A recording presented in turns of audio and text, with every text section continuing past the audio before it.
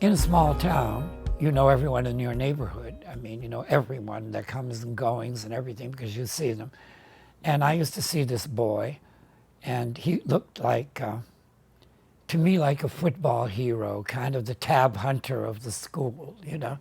He was blondish and he had a crew cut and all that. And I was very attracted to him. And then we kept seeing each other like at Saturday matinee at the movies and stuff.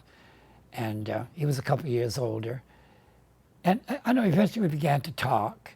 And eventually those moments with him were the only moments that mattered to me, the only thing that mattered to me. Nothing existed for me until I shared it with him. You know, like if something good was coming to the movies next week, I excitedly would run and say, guess what's coming next week? You know, to the movies or reading a book or whatever. So he was very, very important to me in my high school years. And my parents suspected something. Not my father, my mother. Because she'd say, you see too much of him, you know. Da-da-da-da. And I used to say, well, it's the only person I like.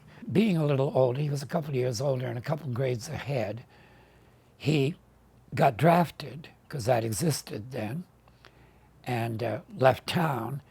And I don't remember any sad goodbye, but I just remember a feeling of emptiness and change. There wasn't a grieving, you know, lost my man kind of stuff. It was just natural. We were kids, you know. How deeply can you feel except hurt? We both knew that whatever it was our relationship was, that it was a gay relationship. And from that moment on, I kind of had, you know, a notion of where I was going, of what I was feeling, and where I would direct those feelings. And I knew that it was gay. And so coming out was never an issue with me because I never was in, ever.